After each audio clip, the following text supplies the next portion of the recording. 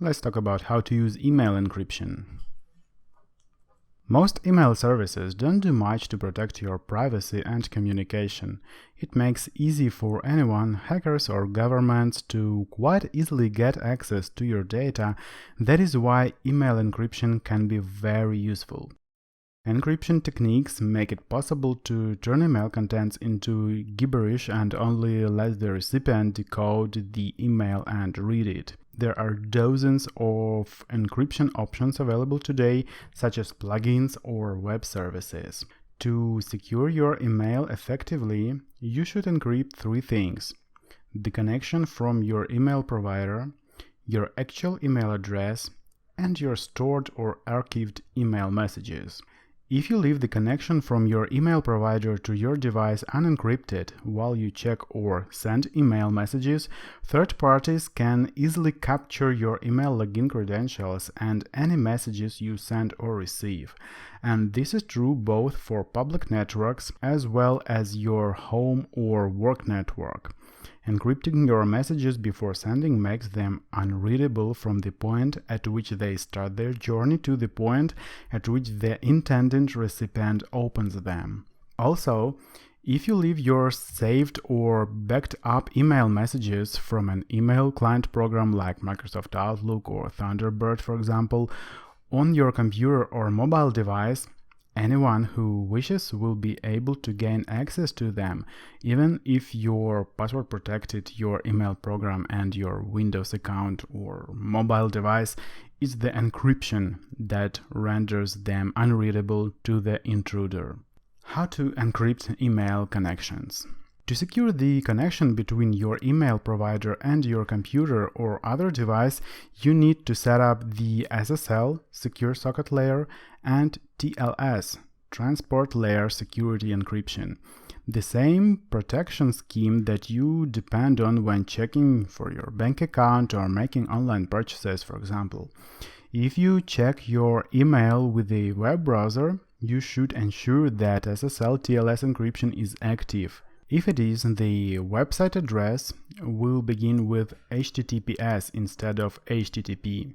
Depending on your browser, you should see some additional indicator, a small green or yellow padlock icon on the status bar or the address bar. By all means, you absolutely should activate the encryption for your connections. Check your email provider settings. Or you may even try some plugins. For example, if you use Chrome or Firefox, you can use the HTTPS Everywhere plugin to force the encrypted connections to all the websites that support it. The same is true if you use a desktop client program like Microsoft Outlook. You should still try to use SSL TLS encryption. To do it, open your email program or app and navigate to the settings menu. There, your account will likely be labeled as a POP SMTP or IMAP SMTP, HTTP or Exchange account. Look for an option to activate encryption. It is usually in the advanced settings near where you can specify the port numbers for incoming and outgoing connections. Probably you already have a favorite email service provider, and chances are that it is Google Mail. In that case, you are fortunate enough and can use your current email service and still send and receive encrypted messages. And you don't have to get used to any new software. Gmail.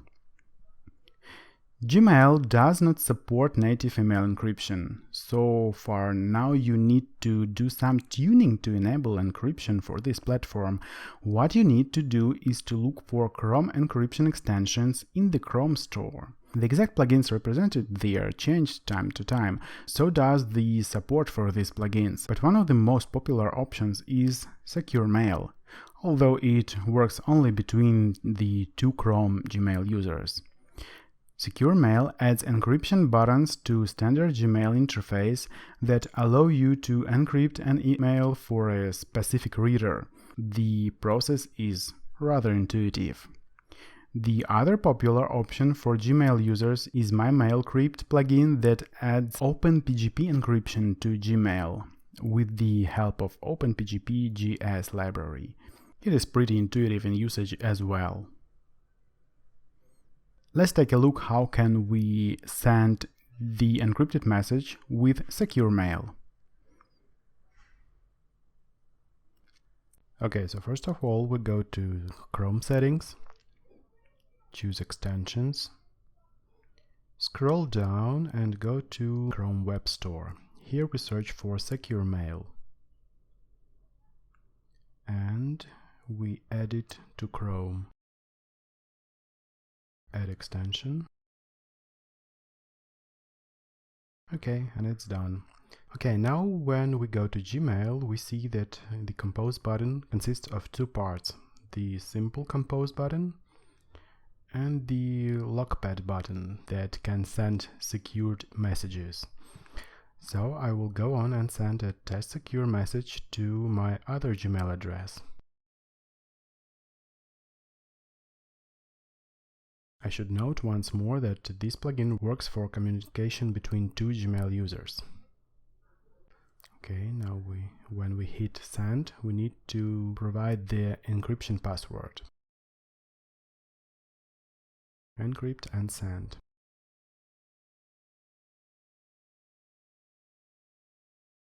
Okay, let's switch to my other account and receive this message. Here it is. So when you receive the message, you get this gibberish.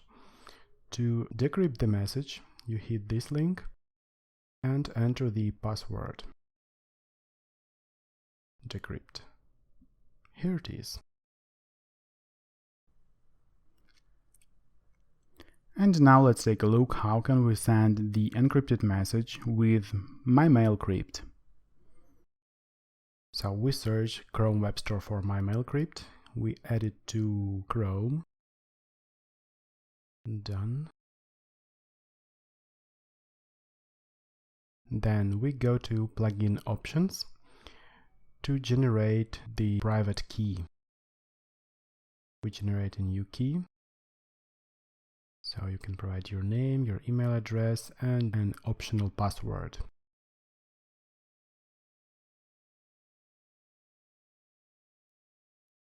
Submit. Okay, and here's our generated key. We can show it.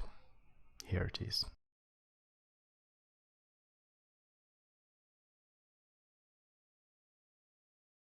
And here I have my public key generated as well. Okay, now we can go and compose the message. We use the standard message composition form.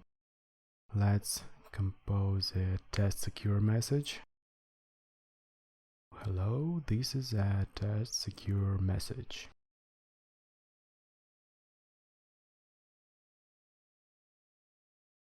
Let's expand the window. Here, at the bottom, you can provide the password for your key and hit encrypt. And after it, you have this encrypted message. And we just send the message as usual. Okay, now let's receive this message. Here it is. So when you receive the message, you get this encrypted code. To decrypt the message, you should provide a password if it was used in encryption and hit decrypt. So here's the decrypted message body. How to encrypt stored mail. If you use an email client or app on your computer or mobile device, rather than checking your email via a web browser, you should make sure that your stored email data is encrypted so that hackers and snoops can't access your saved messages if you lose the device or someone steals it, for example. It's best to fully encrypt your laptop or mobile device, since the portability of these devices put them at special risk of being lost or stolen. For mobile devices, it's best to use an operating system that provides full device encryption by setting a PIN number or password to protect your email and other data as well. BlackBerry and iOS devices have offered this type of encryption for years, and Android, starting from the version 3.0, also supports the encryption options. For desktops and laptops, you can encrypt just your email data files if you prefer not to encrypt the whole computer. The encryption features of email clients vary, so check the documentation of your particular program and version. If your email client doesn't offer encryption, consider selectively encrypting the directory where your email records are stored. If you use a personal, business, or ultimate edition of Windows, for example, you can encrypt email records no matter what email client you use through Windows' built-in encrypted file system (EFS) feature. First, find the files that your email client uses to store your email messages. And once you've determined where your email client stores your data, right-click on the files or the folder that contains them, select Properties, Advanced, and select Encrypt Contents to secure data. On macOS, it is better to encrypt the whole SSD by activating the FileVault function. To do it, you choose Apple menu, System Preferences, then click Security and Privacy. Then you go to FileVault tab. You click on the Lock button, then enter the administration name and password to unlock the features, and you click to turn on FileVault. If other users have accounts on your Mac, you might see a message that each user must type in their password before they will be able to unlock the disk.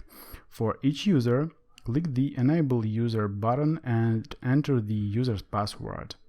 OS X automatically enables any user accounts that you add after turning on FileVault. In future course updates, we will find out how to use different encryption software, plugins, and built-in operating systems features for Linux, macOS, and Windows.